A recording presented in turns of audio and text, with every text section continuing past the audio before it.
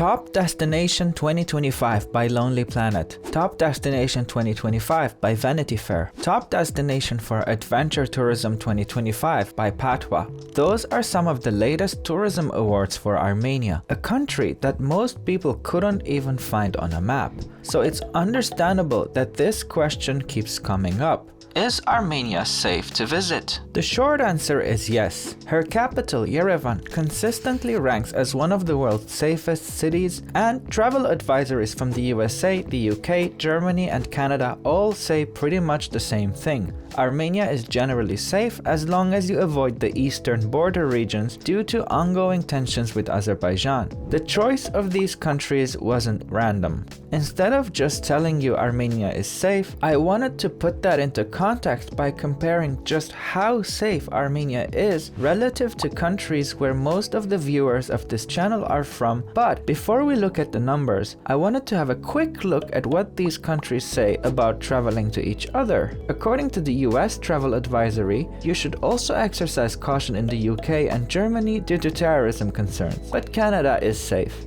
Canada ranks the US and Armenia as safe and agrees with the US about exercising caution in the UK and Germany due to terrorism. The UK and Germany do not maintain a similar rating system, but both caution against traveling to the border areas in Armenia, and they both recently issued a warning against traveling to the US.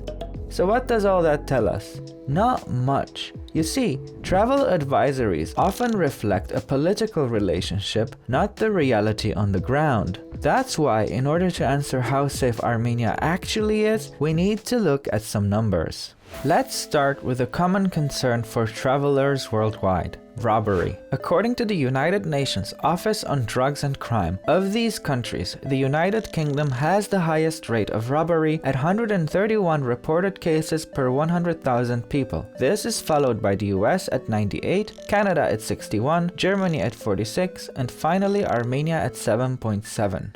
Imagine boarding a train in the UK with 763 passengers. Statistically, one passenger on that train would become a victim of a robbery within a year. In Armenia, you'd need to fill an entire sports arena with 12,987 people before you'd expect even one robbery in the same time frame. Something to bear in mind, these analogies help visualize the numbers, but just remember they rely on the assumption that the group is a random sample of the population. Another crime travelers might worry about is assault. Once again, the United Kingdom tops the list with 950 reported assaults per 100,000 people. The United States follows with 280, Canada at 209, Germany at 173, and Armenia at 7.45. To put that into perspective, if you hop on a large double-decker bus in the UK with 105 passengers, statistically, one of them will be assaulted within a year. Meanwhile, in Armenia, you'd still need a stadium of over 13,423 people before you'd expect even a single case. You may have noticed the rankings of the two crimes we looked at are the same. And that's probably because these two crimes are correlated and there's a large overlap between them. So let's look at something a little different. When it comes to safety while traveling, women face disproportionately higher risks, particularly from gender-based violence. One sample to look at is intimate partner violence. According to data from the OECD, 26% of women in the US, 25.7% in Canada, 24% in the UK, and 21% in Germany reported experiencing violence from their partner at some point in their lives. Armenia's rate stands significantly lower at 10%, so that's 1 out of 4 women in the US compared to 1 out of 10 in Armenia, which is still insanely high if you think about it. Next, a crime that is of particular concern to women, and one that I can't say without risking the video being suppressed. Let's just say it rhymes with grape. The UK tops the list again with 117 incidents per 100,000 people. In the US at about 42. Germany reports 15, and Armenia drops to 0.64 per 100,000 people. That's 1 out of 850 people in the UK compared to 1 in nearly 150,000 in Armenia. Now, I can practically hear Armenian viewers screaming in the comments. Underreporting is a huge issue in Armenia. According to a 2021 survey, only 5% of women who had been physically or sexually abused sought help from the police. This is a serious issue and unfortunately not unique to Armenia. Only 25% of victims reported to the police in the US. In the UK, 16% of female and 19% of male victims reported to the police. 6% of sexual assault victims in Canada reported it to the police. And in Germany, only 5% of women who have been victimized actually reported to the police. But then I thought, what happens if we adjust the official numbers for underreporting? The UK jumps to 700 in 100,000 people. Germany takes the second spot with 300, the US goes to 168, and Armenia's 0.64 becomes 13. Now, obviously, these aren't the real numbers, just a very rough estimation that I came up with based on a lot of assumptions, and the margin of error is huge.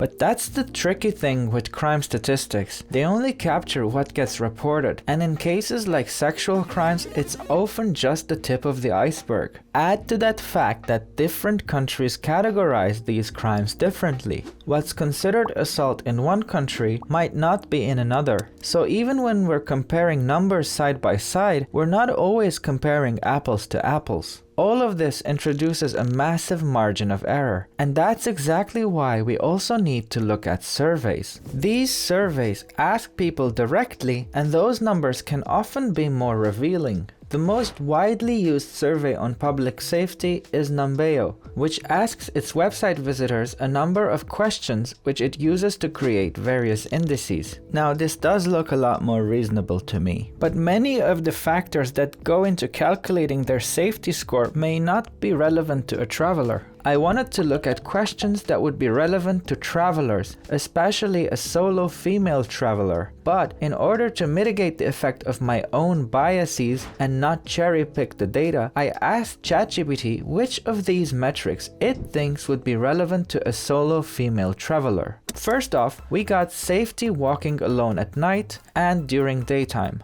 From least safe to safest, the order goes United Kingdom, United States, Canada, Germany, Armenia. Interestingly, people seem to prefer walking alone at night in Armenia over walking in broad daylight in these other countries.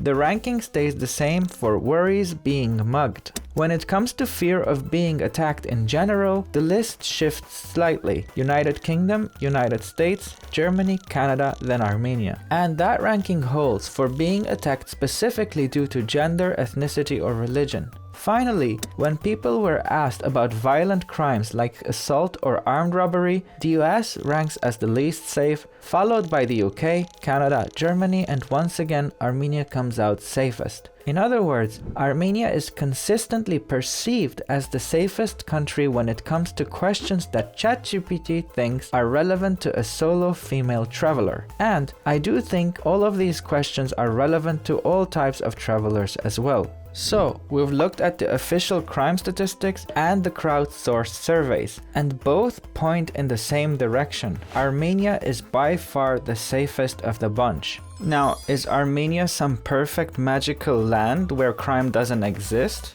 Yes. No, but seriously, at the end of the day, this wasn't a fair comparison to begin with. Armenia is a much smaller, tightly knit society with a strong sense of community. Being caught committing a crime would be considered highly dishonorable not just for the culprit, but their family and friends as well. And social alienation is just a really good deterrent. It keeps crime rates low and makes people feel safer as well. In my personal experience, being in Armenia feels about as safe as some smaller sized European cities. One thing that sticks out is how common it is for people to leave their handbags or wallets unattended. Like, it's really noticeable. And it's kind of nice. So that I can steal it to teach them a lesson. Okay, but my least favorite thing about flying to Armenia is the airport experience. First, the exchange rate offered there is a ripoff. Then, you might not have mobile data, and once you come out of the luggage claim, you'll be swarmed by pushy taxi drivers trying to overcharge you to take you into the city.